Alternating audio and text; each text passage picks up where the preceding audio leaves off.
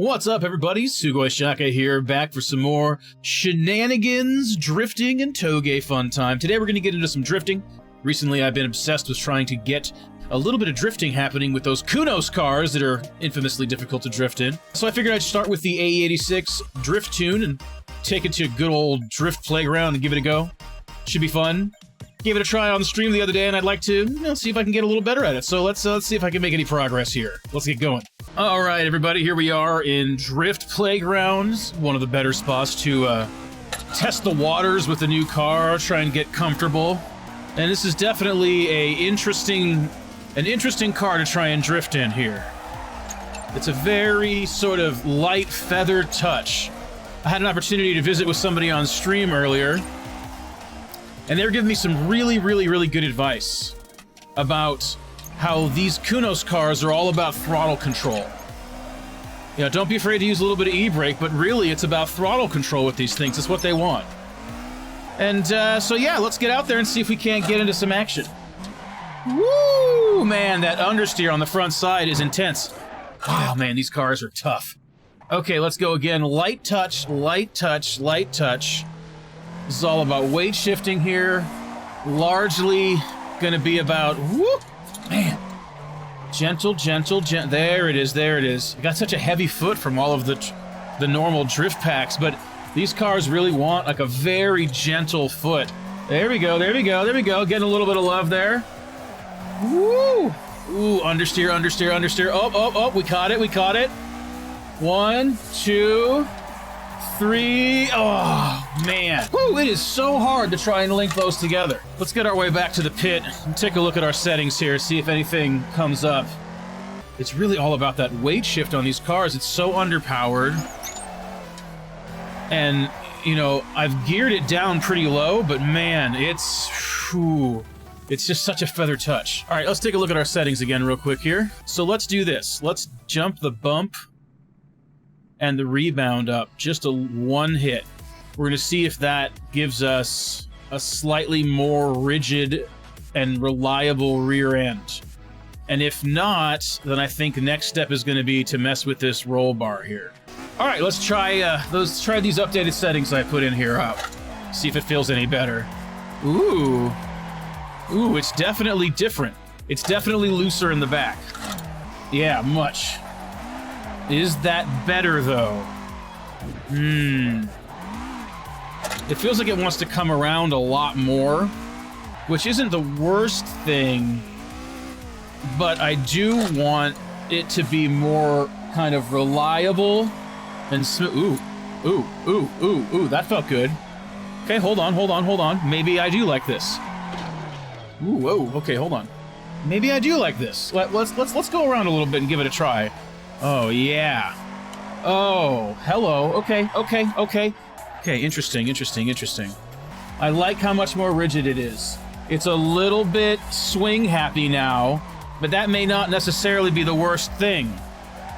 To be able to have a little bit more angle and oh, yeah, I'm okay. There's still a serious problem with snap oversteer. Beyond a certain point, it just grips and goes. If I can induce a little bit of understeer, then I probably won't have it be whipping around on me as hard, which might not be the worst thing. But I do like the way the back end feels much more with a higher bump and rebound. It feels really very much more sort of smooth. Yeah, look how smooth that is. It's very oversteer snappy. And I think I should be able to tighten up the front to give a little bit more understeer and then hopefully help with that. Oh yeah, see, but oh, there's a good drift car in here. There's a good drift car in here, you guys. It's a sensitive soul. Ooh, it's a sensitive soul, but there's a good drift car in here. All right, I went ahead and tightened up the front anti-roll bar. Let's see how that goes. I'm hoping to induce a little bit of understeer and give me a little bit less snap oversteer. Let's see how it goes. Let's get all the way around. I keep trying to like diagnose it without giving myself enough time with it. Okay, all right, let's get back into it. Light touch, largely pedal, Yep, there we go. Ooh, gosh, it just goes right around, doesn't it? Man. Yeah, I could do with a little bit less grip in the front, honestly. I'm gonna try something. So I just slammed the front anti-roll bar. We'll see if that feels any better. It's definitely more understeer.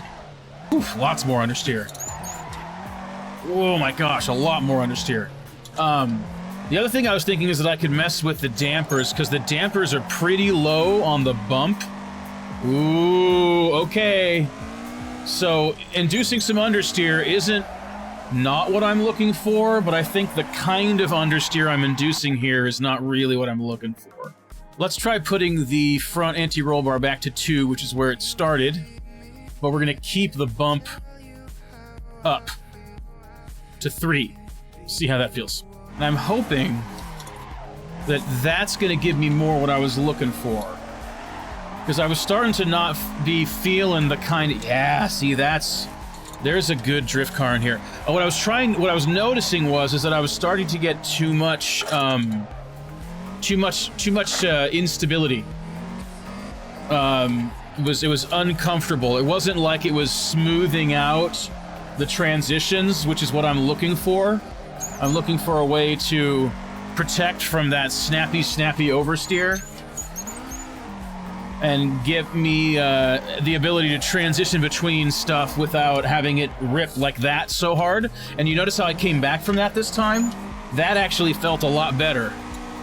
That actually felt a lot better. Yeah, okay. Yeah, oh, nice. Ooh, can we manji this? That would feel really freaking good. Well, I'm not going to count that as a manji, but it's definitely... We're definitely heading in the right direction with this, I think. It's such a symphony of physics to try and do this drifting thing that it's very easy to like get a little bit jammed up on what does what and what ultimately affects what kind of outcome, and are you getting closer to the kind of tune that's going to let you use your skill, your style to your most benefit. Yeah, this is definitely heading in the right direction. You know, it's personal. There's also some stuff that's just objectively the right move. And some stuff that we just can't get a hold of. Like, this isn't going to have a nice angle kit necessarily, like those crazy freaking drift cars online, but this is starting to feel good. I don't know, man. I'm getting close to feeling like a link could be possible. Oh, you really need to not start talking shit before you... All right. Anyway, there's a good drift car in here somewhere, man. It takes a more experienced driver than me to be able to snap into it without any difficulty, but I think it's... Oh, yeah, I think that it's available. Look at that. I'm not to the point where I'm gonna really connect the entire course here, but I'm getting to where I'm consistently happy with what's happening on each corner. You know, sometimes. Yeah, there we go. Okay. Can we come back and smooth it out? Yes, uphill. Yes. Center it up a little bit with that middle brake. Come on. Spike that left foot brake. Get some angle. Not too much. A little bit of left foot brake again. Stomp it. Little clutch to move it. Oh, man, I lost it there. That was a good run, though. Yeah, man, this is starting to feel like good drifting is available from this car. I'm telling you guys, good drifting is going to be available from this car. I haven't felt like this in a minute because I've spent so much time getting comfortable with the cars I'm comfortable with that, like, there hasn't been such a fundamental struggle to do the basics of just getting around the course and linking things up. But now, like, I'm see, like, shit like that. I'm oversteering way more than I'm used to. Like, this is such a tighter balance, and in some ways, a much more satisfying battle to try and win. You know? Woo! It's such a knife's edge dance to try and get this car to do what you want to do, in comparison to something like Gravy Garage, your standard, well-liked ones, right? This really does feel like a bigger, trickier thing, you know? It's really satisfying when it works good, though. Oh, yeah! Come on. Oh, my goodness. Oh my goodness. Oh, that last section was so nice. Ah, that felt good. This car wants to freaking drift. Yeah, it does. Yeah, it does. It wants to drift. It does. Ooh, goodness. It is so sensitive. But, whoa, man, it wants it. It's there. It's there. The flow, you know what I'm saying? Like, there's a flow you can feel in cars that like to drift.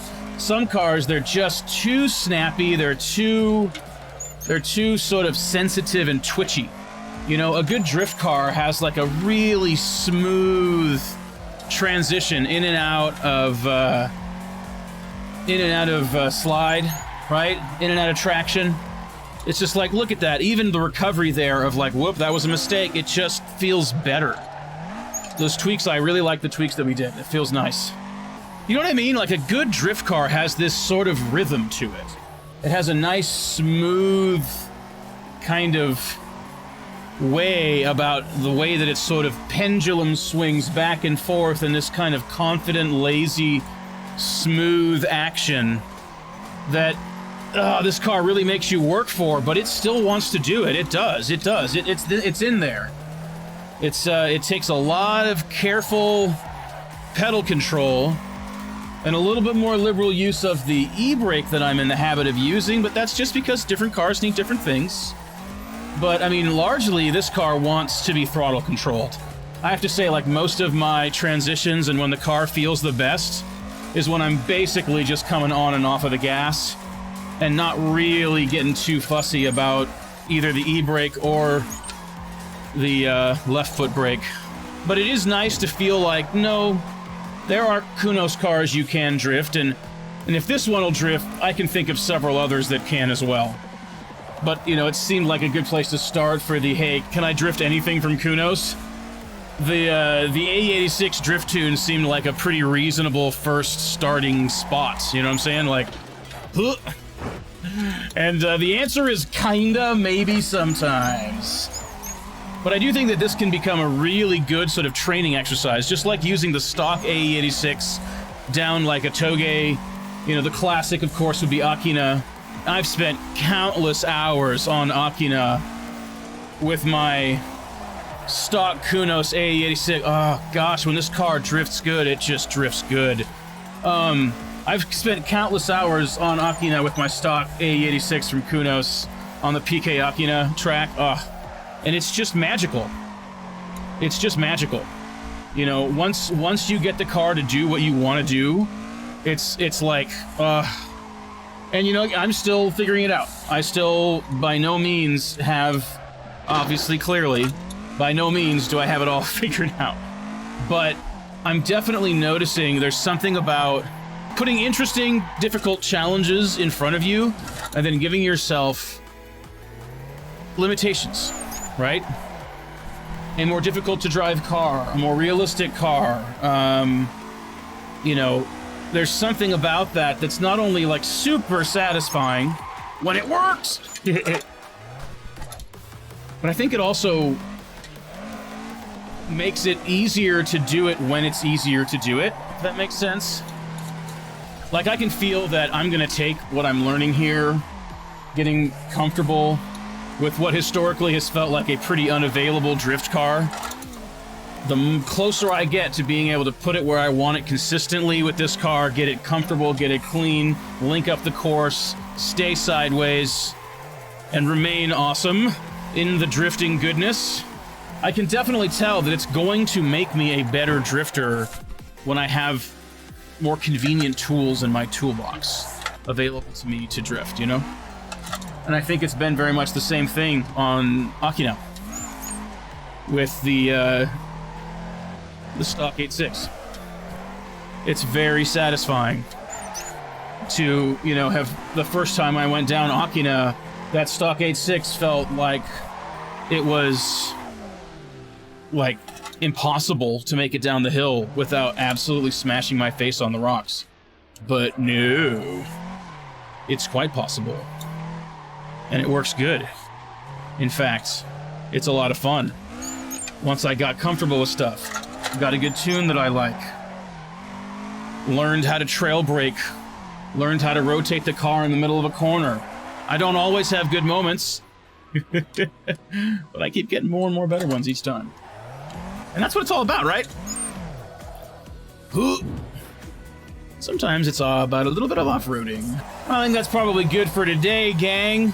Thank you so much for hanging out with me and trying to figure this all out together.